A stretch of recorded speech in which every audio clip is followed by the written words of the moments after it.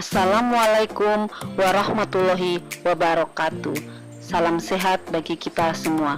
Perkenalkan, nama saya Fitri Sarifah, asal Satminkal BP3 Ambon, CPNS Kementerian Kelautan dan Perikanan Bolongan 2, Angkatan 5, tahun 2022. Di sini saya akan menerangkan tentang judul aktualisasi saya, yaitu optimalisasi penilaian kelas kelompok perikanan di Kecamatan Wayapo, Kabupaten Buru melalui penilaian kelas kelompok berbasis Android. Penumbuhan dan pembinaan kelompok perikanan yang dilaksanakan secara berkesinambungan diarahkan pada upaya peningkatan kemampuan kelompok perikanan dalam melaksanakan fungsinya sebagai kelas belajar, wahana kerjasama, dan unit produksi sehingga mampu mengembangkan usaha agribisnis dan menjadi organisasi perikanan yang kuat dan mandiri.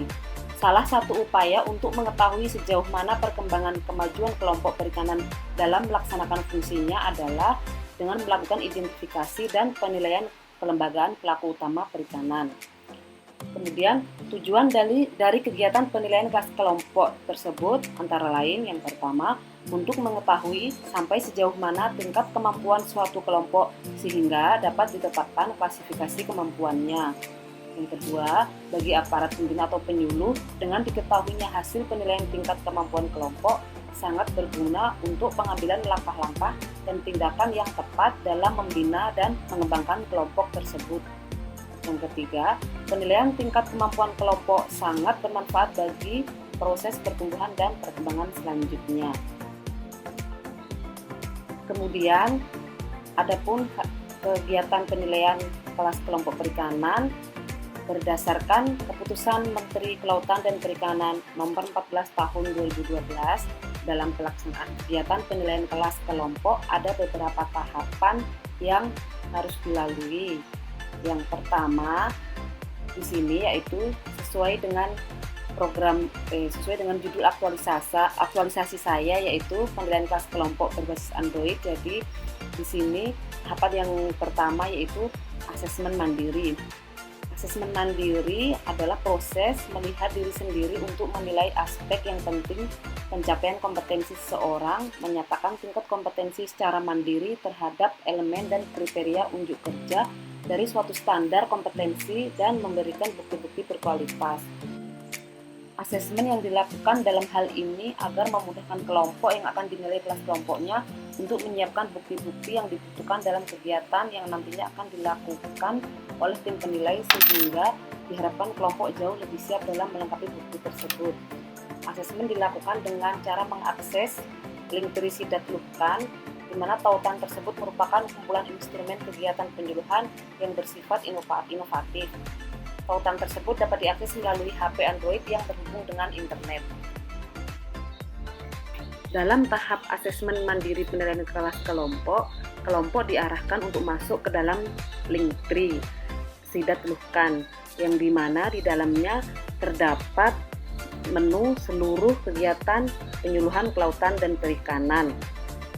Kemudian setelah membuka link tersebut, kelompok harus masuk ke dalam menu yang harus dipilih, yaitu menu asesmen mandiri penilaian kelas kelompok. Nah, setelah diklik menu tersebut, di dalamnya akan terdapat link yang harus diisi. Asesmen mandiri penilaian kelas kelompok perikanan dilakukan sebagai proses untuk mengumpulkan bukti dan membuat penilaian apakah seseorang telah mencapai kompetensi tertentu atau belum. Nah, kelompok harus mengisi nama kelompok, alamat, tahun berdirinya kelompok, kelas kelompok, nama ketua kelompok, nomor HP, jumlah anggota kelompok, kemudian bidang usaha, komoditas usaha. Berdasarkan Keputusan Menteri Kelautan dan Perikanan Nomor 14 Tahun 2012, untuk penilaian kelas kelompok ada 5 aspek. Yang pertama yaitu aspek perencanaan, terdiri dari kemampuan mengidentifikasi potensi wilayah dan sumber daya perikanan yang ada di lingkungannya. Nah, di sini memilih antara ya dan tidak, ada beberapa tahapan.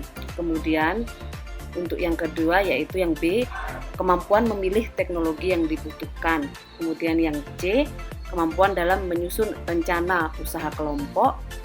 Kemudian yang selanjutnya yaitu kemampuan dalam penyusunan rencana kegiatan di bidang produksi, pengolahan, dan pemasaran.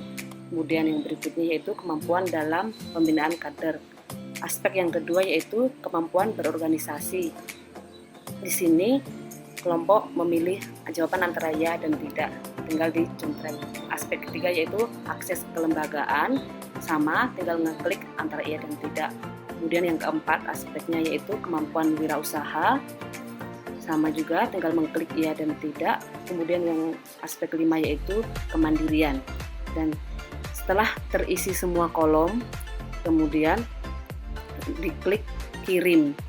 Nah, setelah data terkirim akan masuk ke dalam database penyuluhan untuk dilakukan tahap berikutnya.